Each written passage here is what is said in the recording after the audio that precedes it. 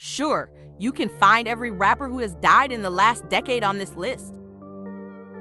From the members of Juice WRLD who died from an overdose to the odd Coolio who died of a heart attack, they're all here. Many people assumed that Tekashi 6ix9ine would be included on this list. However, Tekashi is currently living his best life after beating a RICO case by snitching on his entire gang. He is out free and traveling the world in a private jet while publicly mocking the deaths of dead rappers. But there are a few fundamental reasons why Tekashi has lived against our worst fears. No one knew what would become of 6ix9ine after he was released from prison in the middle of 2020. He went silent for a month and then surprised everyone by releasing the song Gooba, in which he openly acknowledged that he was a rat or snitch for helping the federal government indict 12 of his former 9 Trade Blood gang members, some of whom won't be getaways. Meek Mill tweeted that the song was garbage and poked fun at him for continuing to call himself a gangster even after the music video for the song had the most views in the first 24 hours for a hip-hop song on YouTube. Young TJ proclaimed himself the city's monarch and expressed displeasure at the prevalence of snitch rainbow hair in the Big Apple. A lot of 6ix9ine's fans felt sorry for him because he claimed his ex-gang members had set him up, robbed him, assaulted the mother of his child, and even planned to kill him. So why should he stay loyal to the people who wouldn't do the same for him? On the other hand, his detractors say he shouldn't have gotten into this life if he wasn't ready to accept the consequences. The fact that he was a snitch was fine with 6ix9ine, but he didn't want to be abandoned. Meek Mill, the first rapper on his list, hailed a woman called Desiree Perez in 2019 for helping him put his legal woes to rest. Perez's Instagram live broadcast reached over 700,000 people. In the 1990s, Desiree's status as an FBI informant was revealed by Tekashi, the wife of Jay-Z's longtime sideman. After her arrest in 1994 for possessing 35 kilos of cocaine, Juan Perez cut a deal with the federal government, agreeing to wear concealed wires to record her contacts with prominent cocaine traffickers. This turned Perez into a cooperating witness for the D in the 1990s.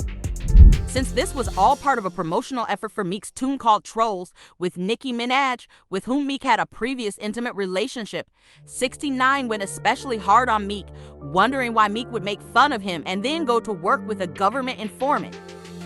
He then directed his attention to the Instagram post by Future. If you associate with a snitch, in my opinion, you are also a snitch and deserve to die. However, as Tekashi pointed out, those whom 6ix9ine labels as snitches tend to attract bad fortune. He then went after Snoop Dogg, releasing a video of Suge Knight admitting that Snoop Dogg was a snitch and exposing alleged paperwork of Snoop Dogg snitching in the 90s. 6ix9ine believes that any other rapper would do exactly what he did if they were in his situation. He dislikes the way rap fans and the media pick and choose who can get away with snitching. However, he seems to forget rappers generally dislike him because he's unpleasant and seems desperate in his attempts to gain attention. Almost all rappers who have caught your ear have done so because of the quality of their music or the originality of their lyrics, or both. Look at what I have compared to him. Look at what I do compared to him. That's the vibe 6ix9ine gives out in every single one of his Instagram posts and lyrics, and it's taxing. However, by the middle of the year 2020, the internet had been devoid of 6ix9ine antics for more than a year, proving that this expose was successful.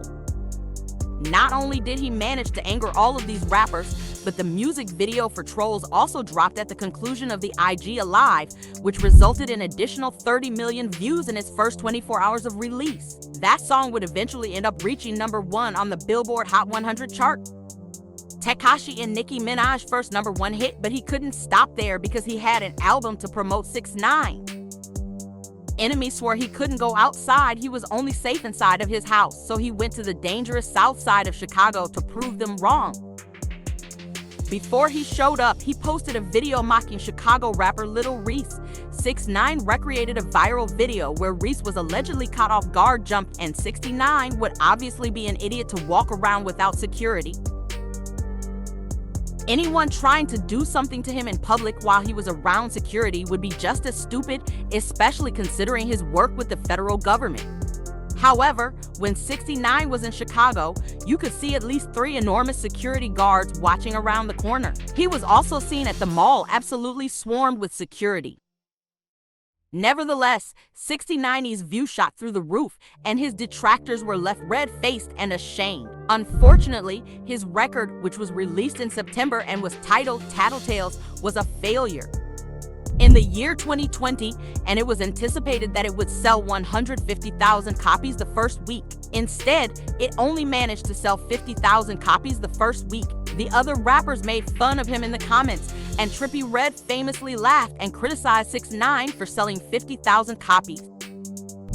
Then, just the week before, in 2023, Trippie sold 50,000 copies with 22 features. Some of them were the most famous rappers working in the music industry. However, the only one who can truly tease Tekashi is himself.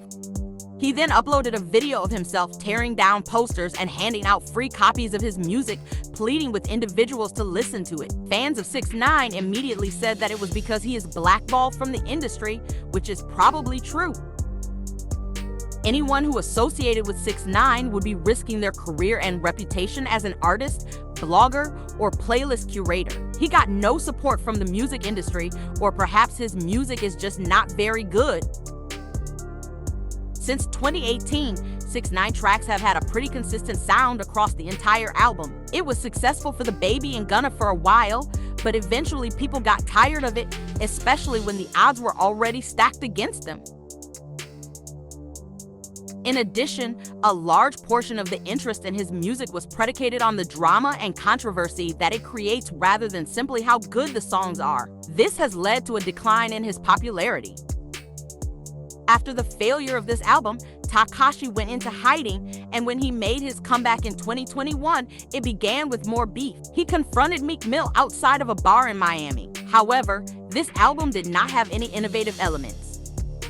Again, all that 6ix9ine was attempting to do here was prove that Meek Mill also walks about with security and is not as gangster as he portrays himself to be. But 6ix9ine has nothing to lose because everyone already knows that he isn't gangster. Again, all that 6ix9ine was doing here was trying to prove that Meek Mill too goes around with security and is not as gangster as he portrays himself to be. Meek made a fool of himself when he claimed that he almost smoked 6ix9ine, despite the fact that it was very evident from the video that he was not going to do anything at all. Instead, after 6ix9ine left, he began screaming at the security guards, accusing them of plotting to get him into trouble. Just like with the Chicago incident, nobody blamed Meek for not doing anything, even though he and 6ix9ine had around 15 bodyguards and cops with them. All that Tekashi proved was that Meek is protecting himself and his freedom by being smart, but it has still gotten people talking about 6ix9ine again and has given Meek a short-term loss. After that, he insulted the memory of the late rapper King Von by declaring, "He is. Look at this dead nigga on his shirt. Look, I think King Von thirsty. Look, yo, drink that. I'ma pee on you, nigga. That nigga Von rest in piss, nigga. I don't got cat rat, nigga." However, King Von, Lil Durk, and their fans would famously scream that they were smoking Tuka and would constantly make fun of Tuka, who was a 15-year-old boy from Chicago who was shot at the bus stop. He even direct messaged King Von's sister a picture of Von's body after the autopsy. Fans were disgusted at this evil behavior. 6ix9ine was perplexed as to why people would applaud Von for engaging in the same activity that they despised 6ix9ine for. And he did have a point, people were agreeing with him, but it still seemed random for 6ix9ine to just attack the late King Von. He looked extremely desperate for attention, especially when you consider that all of this happened after a 6-month hiatus conveniently surrounding the release of his song Zaza. Then once he gets his attention, promotes his song, then he disappears again for a few months, noticing a pattern here.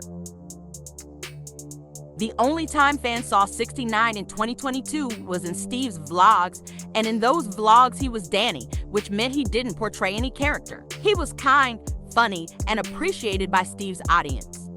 This was the first time we ever saw who 6ix9ine truly was, as they were giving away money to underprivileged communities and doing philanthropic work.